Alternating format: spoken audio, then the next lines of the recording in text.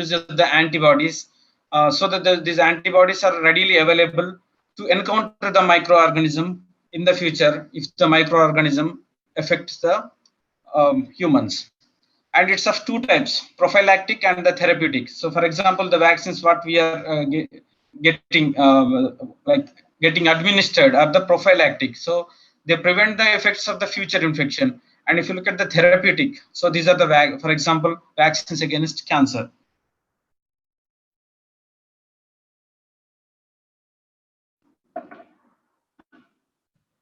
So there is some problem, it's not moving. Yeah. Before going into in detail of the vaccine upstream, I just want you all to know what are the different types of vaccines. So we see there are a numerous vaccines, like for example, influenza vaccine, rota vaccine, diphtheria, tetanus, pertussis, hepatitis, COVID vaccines. So different types of vaccines are there, and they are categorized based on their preparation. For example, if you look, there are modified live vaccines, killed vaccines, subunit vaccines, toxide vaccines, polysaccharide, and virus-like particles, plasmid DNA vaccines, and mRNA vaccines. So these vaccines are categorized based on the preparation. For example, if you look in the live vaccine, so the virulence of the vaccine is reduced, but it's not fully inactivated. And if you look at the second vaccine, it's the killed vaccine. So it is completely inactivated. And the subunit vaccine is mostly the antigens, so that are given in the form of proteins. And the toxide vaccines, so for example, inactivated form of the toxins. So what I mean to say is, so the way how they get prepared, based upon the preparation, the vaccines are categorized. And there you can raise a question, so why there are different types of vaccine preparations? Why can't we use a single preparation for all kind of vaccines? It's because the vaccine not only has to have the safety, but also should have the efficacy when it gets administered into the patients across the regions. For example, one vaccine manufactured in India, so it needs to induce the immune system and should be efficient across the world in all geographies, maybe Africa, Asia, and the US or Europe. If not, if it works only in Asia, it doesn't really work. That's the reason the clinical trials are conducted across the globe to check how much efficiency it has got and what is the antibody titer it is producing after the administration. So to maintain the efficacy, the scientists try different ways and check which one is actually working well for them. So that's how the vaccines are categorized. Not only that, and the simplification of the processes. If you look at the plasmid DNA and mRNA are the recent vaccines. So we all know, so the DNA synthesizes the mRNA, which gives the protein. So if you have mRNA readily itself, once it gets injected into the body, so then it uh, expresses the protein of interest. So that's how we are simplifying the process, not only uh, viewing the safety and efficacy, but also for the biological manufacturers to simplify the process. So based on these reasons, the different vaccines are categorized.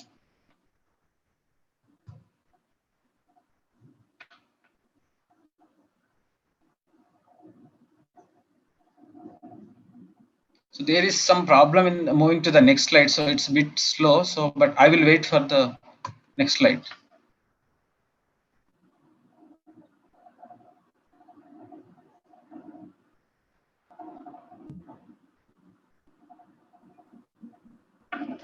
Sorry, you can use. I'm using the arrows, but yes, you can use arrow mark. Yeah, I'm using the same, Santosh. But otherwise you remove the pointer, then it will be working. Enter. Yeah. Thank you. So let us go into the process, how the industries manufacture vaccines. So vaccine process involves of three steps: upstream, downstream, and formulation. So in the upstream process, what we do is we create a sterile environment for the microorganism or the cells to grow and multiply, whereas they expresses the protein of interest. So that is the upstream process. So once the cells are grown in the bioreactor, and then we harvest the cells. Harvesting is nothing but the removal of the fermentation broth from the bioreactors, which is followed by the separation and purification of the antibody or the antigen or of therapeutic protein. It's called downstream process. So it's nothing but the purification process. After purification, the therapeutic has to be preserved. So certain components, for example, 280 polysorbate, sucrose, there are certain excipients are added to the formula therapeutic, and which is ready for the to get administered into the patient. So this is called formulation. So once the formulation is ready, the vaccine is ready to be send it to the patients. And this is the typical bioprocessing steps of a vaccine manufacturing. So which involves all the steps like fermentation, clarification, concentration, ultra dry filtration, and which also involves different chromatography steps followed by the final fill finish. So I will not go in detail on the complete process. I'm going to focus mostly on the upstream process, and then I will give briefly the idea on the downstream process. So if you look the upstream process, what are the necessary ingredients of the upstream process? Upstream process consists of three things: cell line, cell culture media, and bioreactor. So what is cell line? Cell line is nothing but so host cell. So it's a production platform. One thing I will just want to highlight. I'm not going to focus on the bacterial vaccines because I will be focusing on the viral vaccines only. So I will not be discussing on the E. coli fermentation. It's of mostly cell culture. I'm going to cover in my presentation. So if you look at the cell line, so it's a production platform in which the virus gets proliferated and increase its number. So then the virus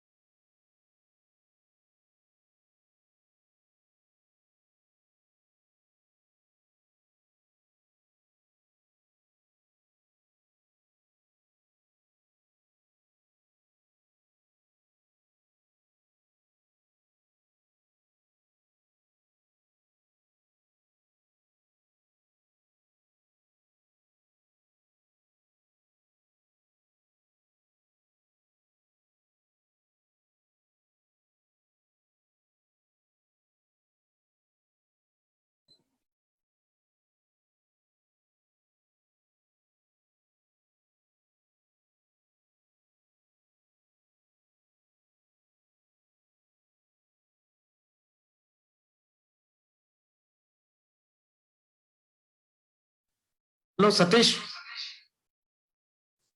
Satish.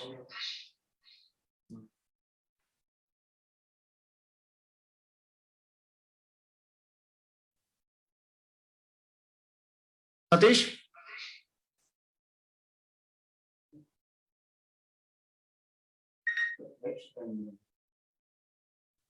Is-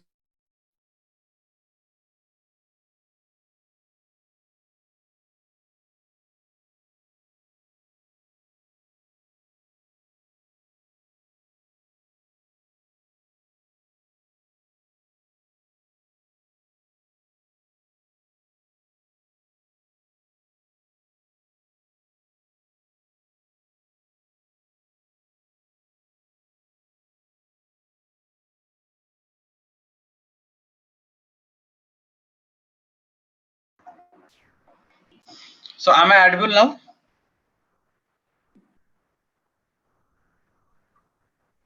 Now you are audible. Yeah. So it got disconnected. Apologies for that. So some connectivity issue. So let me know if you are unable to hear or if there is any challenge with the connection.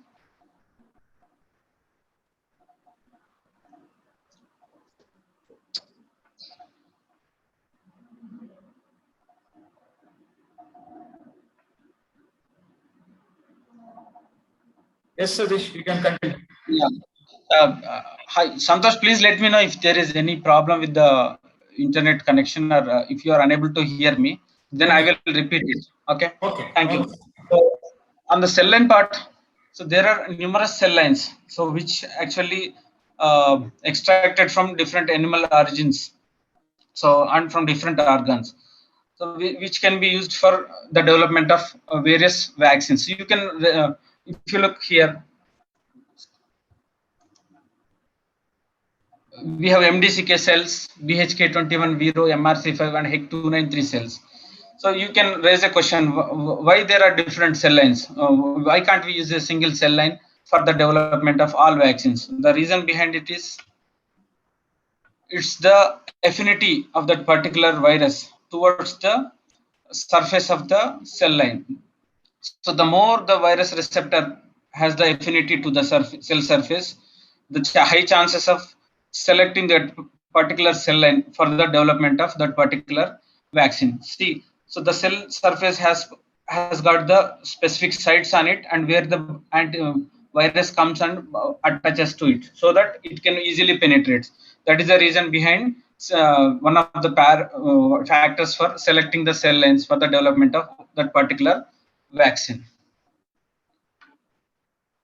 And regarding the cell culture media, as we mentioned, so uh, in the past, the vaccines were be developed at the animal tissues, or the animal extracts were used as a cell culture media.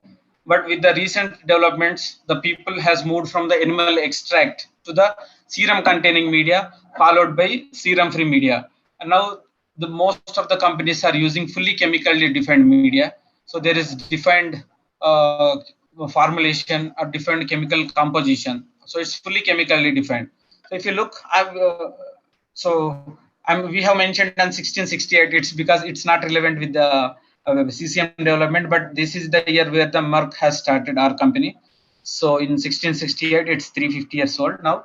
But anyway, in 1882, for the first time, the frog heart was taken out and removed, and it has grown in one ringer solution. So that's how the concept of CCM development has taken place. And the basal media, DMEM and MEM, were developed in the years of 1950s, followed by Ham F12, F10, the media in 1965. Now we all know. So only there are two different media, either the media with the serum or the media with serum free. So this is the current trend of 21st century. And what are there in the media, and what is the fate of the raw materials? So the media contains glucose, amino acids, trace elements, and the other buffering solutions. So the cell utilizes these components and for the metabolism, and it grows, multiplies, and it gets in them. So it gets proliferate, and it either give the cell density to achieve high cell densities, or to express a protein of interest. In this case, so for example, if you look at the probiotics, so any antigen or protein is not required. We require biomass. So we want just the cells. But whereas in case of the biotherapeutics and the vaccines, are maybe some of the therapeutics used for cell and gene therapy. So we need something which get expressed outside or inside. So we need the proteins here, the product here, and as a metabolites are so few of the chemicals get as a byproducts. For example, lactate, ammonia, and all. So these are the raw materials can be used in the cell culture media processes, and these are the byproducts. And let us look the evaluation of the media formulations. As in hello. Okay. Yes, Satish, you can continue. Yeah, no problem. So the evolution of the media formulations in the past, so several decades ago, so they were using the natural media. So it's like the extracts from the animal tissues.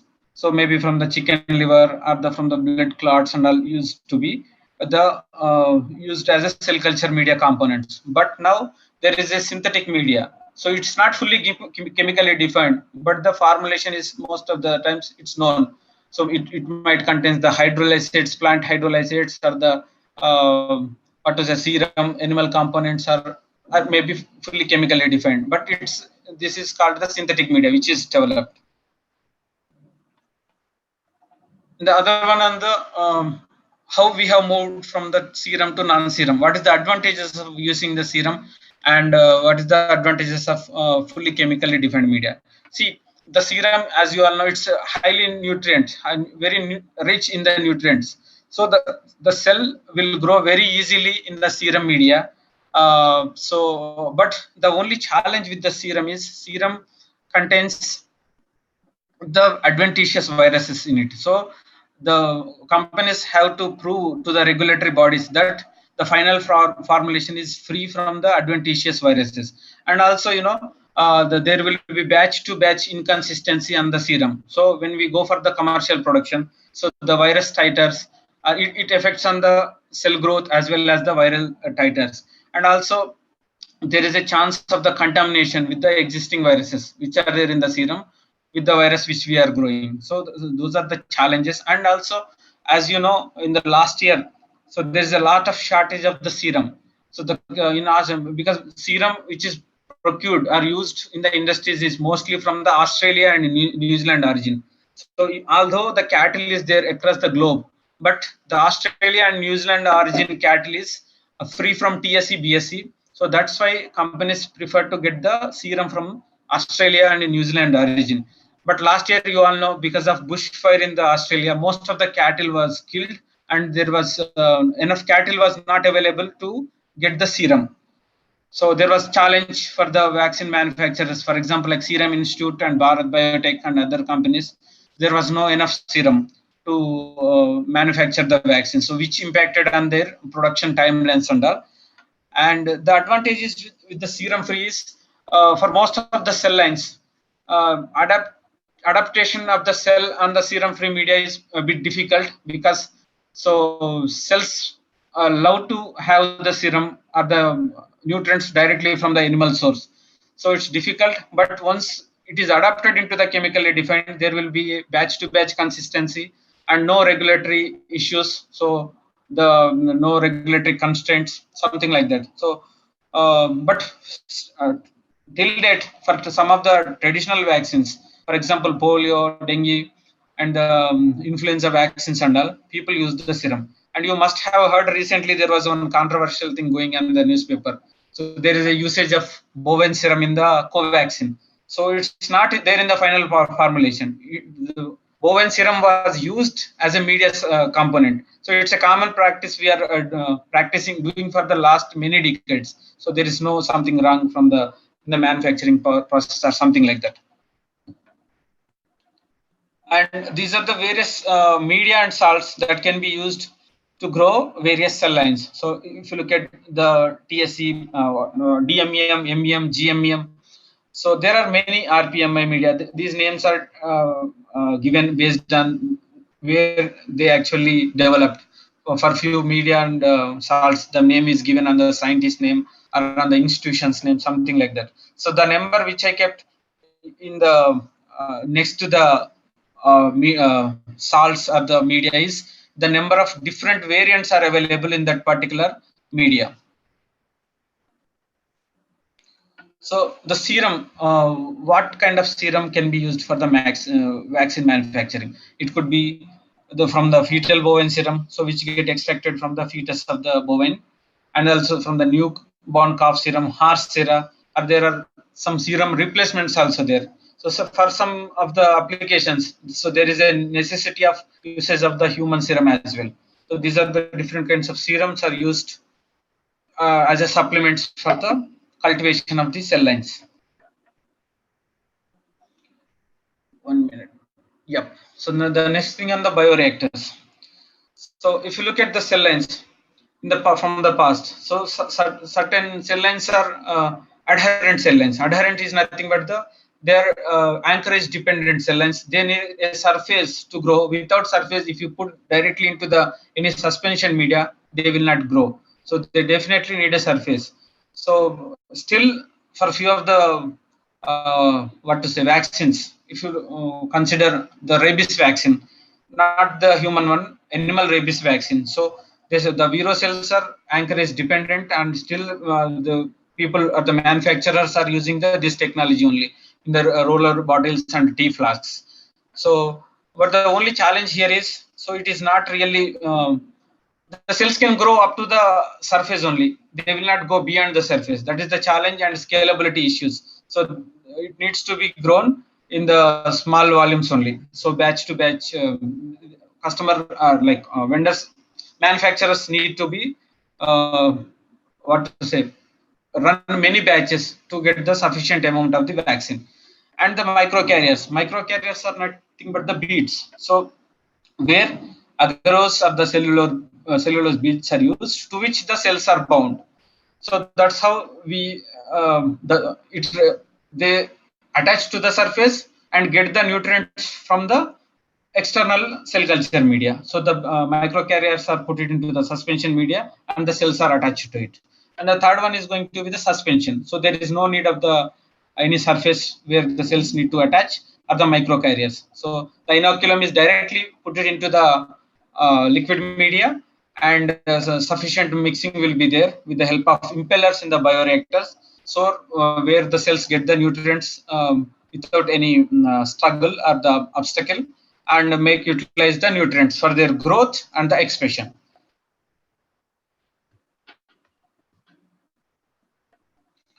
And what are the modern bioreactors? Especially this is for the vaccine industry.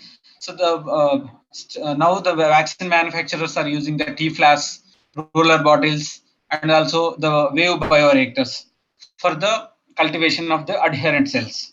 And if you look, the one of the technology or the recent bioreactors where like which is preferred by most of the manufacturers is the stir tank bioreactors. So if you look any company who manufacture biotherapeutics or the biosimilars or monoclonal antibodies or the vaccines, so they rely on the stir tank bioreactors. So it creates a sterile environment, and also make the provisions for the carbon dioxide, oxygen to be available to the cells, and also regulate all the process parameters, temperature, pH, and the buffering systems with the ports what is available here. So it's well regulated, well controlled environment is created using the stir tank bioreactors. So there is enough oxygen supply which is required by the cells. If you look, what are the types of bioreactors used in the industry? So there are 4 types of bioreactors used: the wave bioreactors, and the glass bioreactors, stainless steel, and single-use bioreactors. So at small scale level, glass bioreactor, wave bioreactors, and to some extent stainless steel also can be used up to 5 liter or 10 liter. And mostly for the 500 ml or for the 1 to 2 liter, the people prefer to go with the glass bioreactor. So it's easy for them to clean up and again put it into the autoclave for the sterilization. So, but when you go for the scale up from 5 liter to 10 to 50 to 100, so the glass reactors or the bags are not feasible. So So the customers prefer to go with the stainless steel. So the sterilization can be done directly by sending the steam. So and the cleaning can be done. So fully regulated one. And there are certain challenges of using of the stainless steel bioreactor. After every batch, that needs to be cleaned thoroughly and need to be shown, documented that it's free from the cleaning agents. And again, it needs to be autoclaved separately. And again, it needs to be filled with the media, and again needs to be autoclaved. So that is the reason customers are looking for the single-use bioreactor. So this is the single-use setup, and only the bag is installed over here, and the media is pumped into the bag sterilely with the filters. So once the batch is harvested, the manufacturers throw the bag away and reinstall the new bag. So it will save the time and the labor and the cost of goods that which are getting invested on the sterilization process and cleaning process. And the bioreactor, what we as we discussed, we have bioreactor and we have cell line and we have cell culture media. Will that be sufficient enough to run a upstream process? Not, because also require many other things. So if you look amino acid derivatives, and sometimes if there is a chance of the tendency of the foam formation because of high nitrogen sources, if there is high protein or high nitrogen in the media components, so there is a tendency for the foam. So for anti-foam needs to be added, and also certain cells require the cholesterol, and certain cell lines require the supplements like growth factors, insulin analogs, something like that. So media feeds everything. So they all need to be added as a part of media or externally during the fed batch process. So to support the cell growth and to increase, it's not just the all the time only the cell growth. Sometimes we also need to look for the productivity. In other way, we can say titer or yield. So how many grams of the protein we are getting. So in order to be in the competition, for example, so Amgen, Roche are the big giants globally, or Lonza. So they have very good scientists or the experts research technologies. So they manufacture, they develop the cell line and the process, which give very high titer, so that if there is a high productivity and with the very good quality, so there is always a low cost of per vial, maybe of the injection or the of whatever biotherapeutic or vaccine. But for the Indian companies to compete with their big companies in the regulatory market, Europe and US, so we also need to develop a process which through which we can compete with the global leaders. So that's why the process needs to be developed in such a way that we can compete with others. So what I mean to say is, it's not just the cell growth; it also the cell titer and also critical quality of the protein. So if there is no quality, so it will not. First of all, it is not stable, and it's not immunogenic, and it is not efficient. So we need to consider all the things and make a efficient drug. And the below things what has come, these are not actually these are the just services that we provide to the customers to develop the better process. And we have completed the upstream process. Now we have grown the cells, and cells utilize the cell culture media and express the protein of interest. So the protein can be extracellular or intracellular.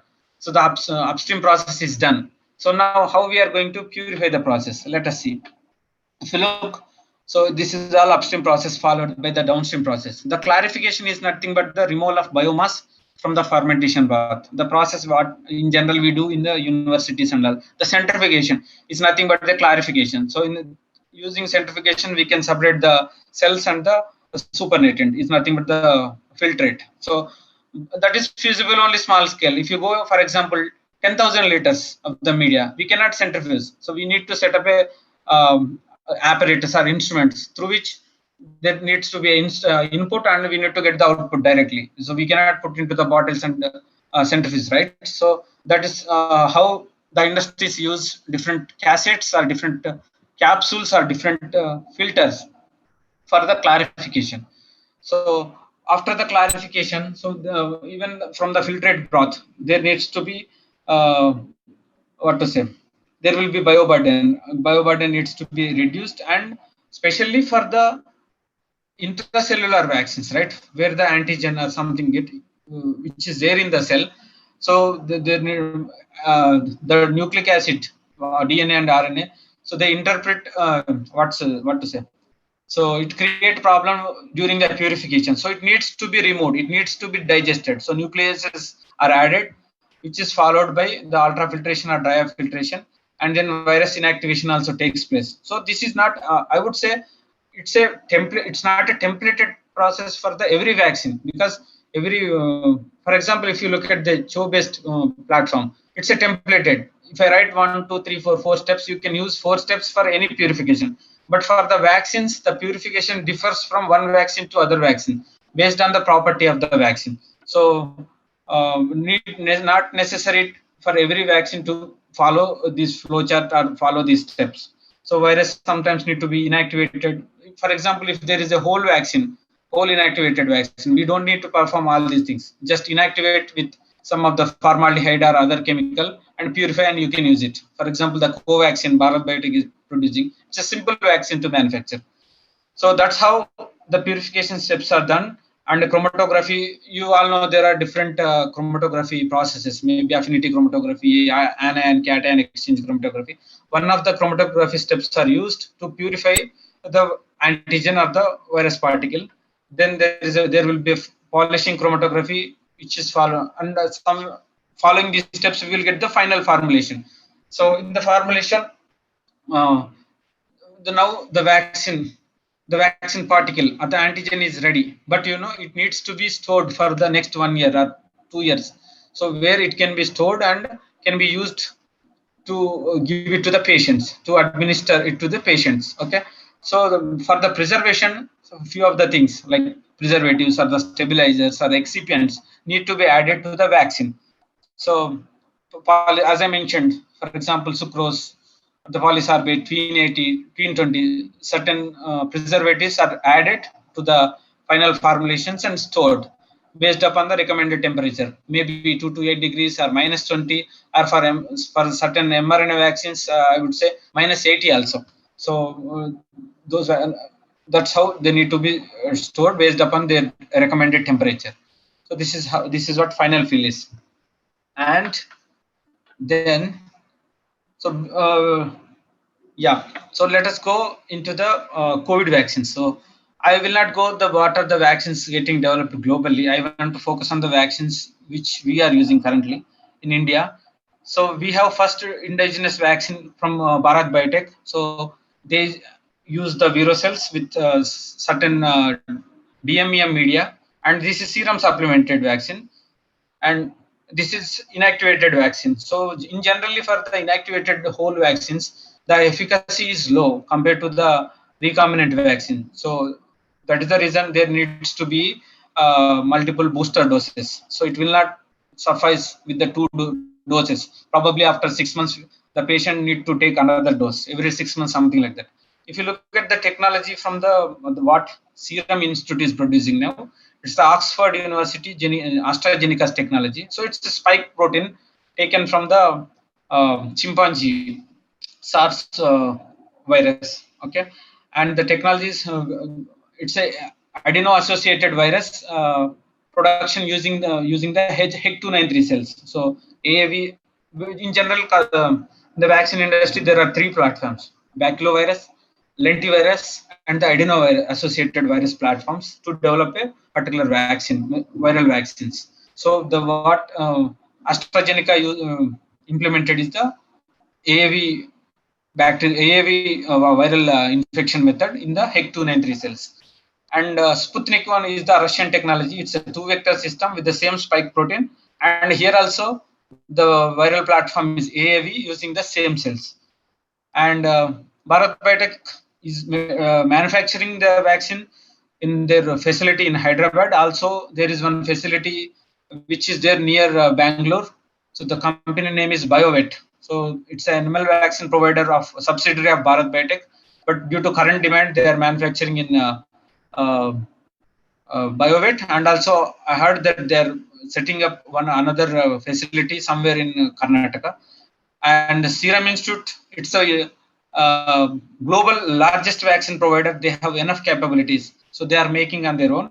And Sputnik vaccine has given the technology to the four companies in India: Gland Pharma, Hetero, Virco, and Stelis. So the technology is transferred and vaccine is being developed and produced here. And they have given exclusive market rights to Dr. Reddy's. So Dr. Reddy's will not manufacture. So they put the label, which is manufactured by these four companies and provided to the market. And there are two companies, Biological Advance and Zydus Cadila, which is based in Ahmedabad, and Biological is based in Hyderabad. So they are also manufacturing their own indigenous vaccine. And IIL, and there are Wokhard, other companies, they are also working on the COVID vaccine. So, and if you look at the summary, what we have, so in a nutshell, if we discuss, so the components of the upstream vaccine process is of a cell line, cell culture media, bioreactors, and the process development. And there are many cell lines established for the vaccine production, but the cell line selection depends on the vaccine type. And the third point would be the cell culture media, so which create all the necessary, which provide all the necessary ingredients for the cell line to utilize and multiply, so to express a protein of interest or the vaccine of interest. And the media optimization, I have not media optimization and the scale up studies, I have not focused here and I have not mentioned, but the media needs to be optimized for the improved vaccine production.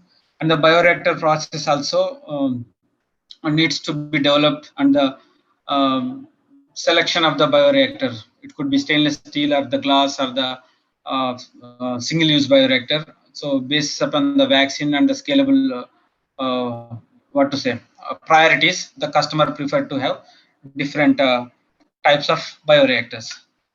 So before going to conclusion, I just also want to give you a career guidance, because so you're all students, most of you are, and blooming buds. So with we have got some experience. We all our stage is past. Like we all face the same challenges you have. So there will be always ambiguity. So after my masters, which career path I need to choose, whether I go for academics or industry, or I want to join as a sales and marketing. So I just want to give you all brief idea on the your career path. So you can choose any of it based upon your interest and the recommendation, what to say, preferences. So if you look, some students would like to pursue higher studies. So after MS, I want to do MS again or PhD abroad. So it's always, we need to have a set up a goal to achieve the higher. So if you look, for example, to get the admission in the Harvard University or Oxford or Cambridge, so there you may not get that, but at least you will get the one which has got good rating and which will definitely help for your to pursue your career objectives. So you can pursue your masters, PhD, postdocs in the esteemed institutions and the universities.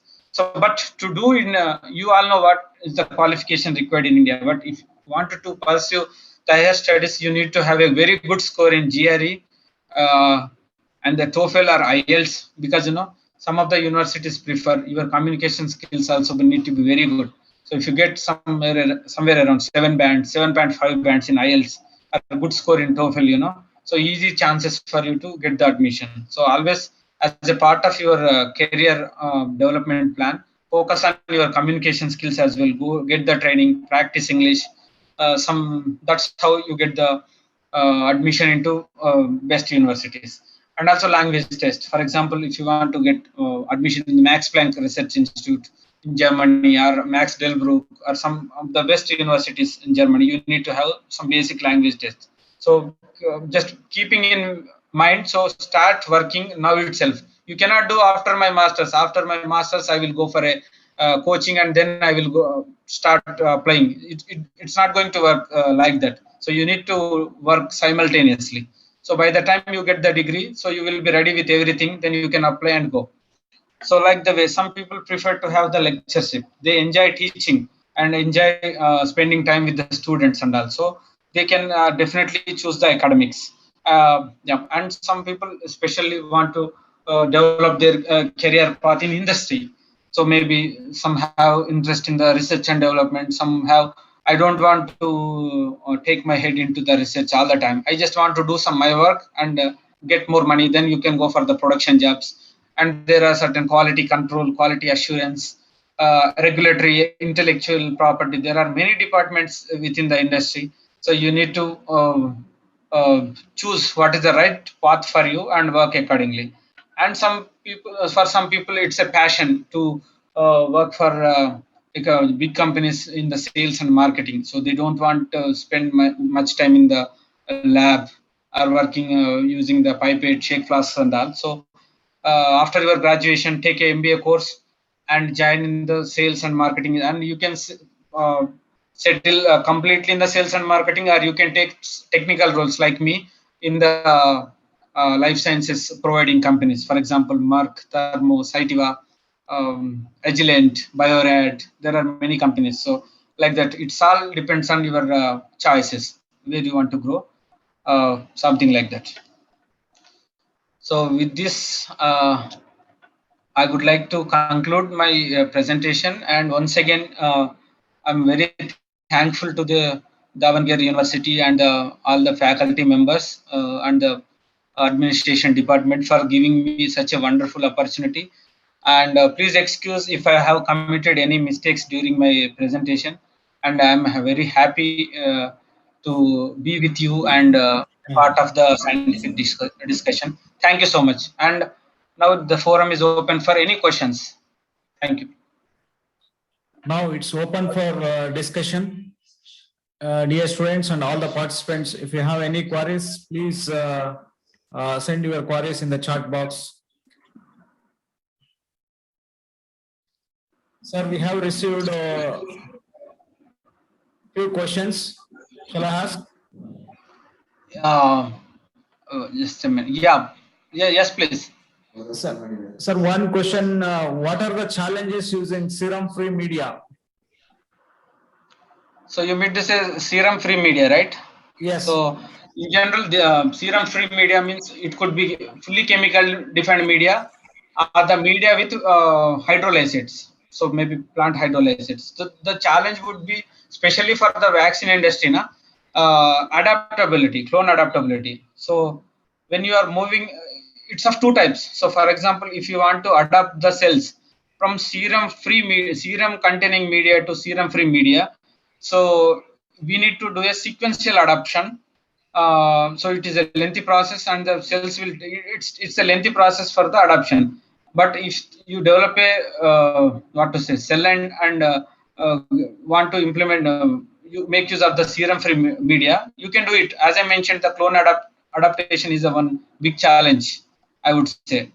Yeah, that's the only challenge. So actually, this question is from me only, Jyoti Ranjan. Hi, Jyoti. Thanks for. So thing is that with respect to cost effectiveness, so is there this serum and the serum free?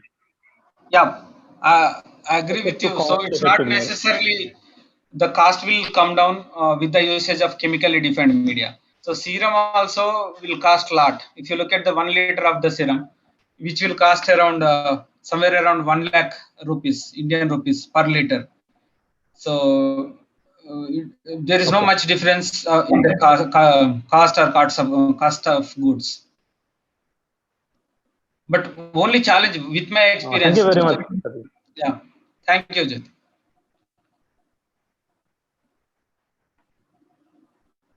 Yeah.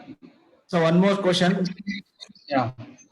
Some people have taken the vaccine, but they are infected by COVID. How it is possible? So it's always possible, not only for the COVID, for any vaccine. If you look the efficacy, so the efficacy of the vaccine is not 100%. It may vary from 70% to 90%. That means, so there is always a 30% or 20% chances of getting infected. So it depends on how your body respond to the infection again. I hope I answered your question. Then one more question, sir. Hello. Yes, sir, you can. Yes, Okay, Dr. Satish, this is Pramod from Davangere University. yes, please. Hear me? Yeah, Dr. Satish, can you hear me? Yeah, I can hear you. Yeah. So, I mean, I'm just asking about the safety regulations of the two well-known vaccines, Covaxin and Covishield. The Covishield is well accepted all over the globe from many developed countries like European Union, US, Australia, and everywhere. But the Covaxin, still there is a confusion and no clarity about why it was not accepted by some of the countries, well-developed countries like in the Europe. Covaxin is not accepted. US still they're expecting some studies. So what is the lacuna in the safety regulations that we have with the Covaxin, which is indigenous developed, and why?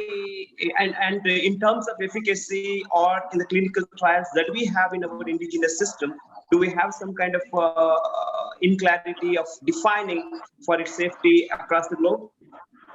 Yeah, agree with you. So one of the reasons, as I mentioned, so there is always challenge to get approval for the regulatory market is with the usage of the animal containing media. So as I mentioned, in Covaxin, the Bharat Biotech has used the serum. So in order to launch or the market the product into the regulatory markets, we need to clear the many regulatory bodies. So that is a challenge because of the usage of the serum containing media. So they kept it on hold. Needs to be certain data need to be provided, whether it's free from adventitious viruses and all. And also that is the only obstacle Covaxin is facing now. And when it comes to the AstraZeneca's Oxford University's vaccine, so before launch also they have applied for approvals of US FDA, um, and they got the approval. So that is the reason.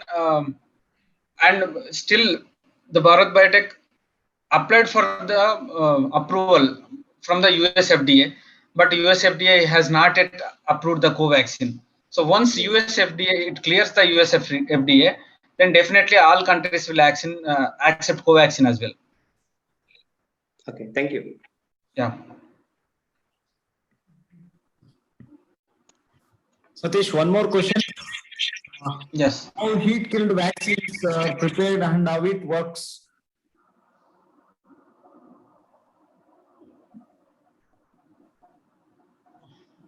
So the heat killed vaccines, I would say it's not fully inactivated. I would say it's the virulence of the antigen is decreased. So it will definitely trigger the immune system, and that's how it works. So present, there are many vaccines approved by government like Covaxin, Covishield, Sputnik V. Which one is less side effective compared to with regarding to use of raw material for production and contamination, everything? So I would say, with my experience, Covishield is working better, but it has got more side effect. The side effects is not because of the vaccine; it's because of the preservatives. That there are few things are used in the as a preservatives. So because of that, it is creating side effect. It's not really the vaccine. That's what the knowledge I have. I would say there are no side effects with the Covaxin.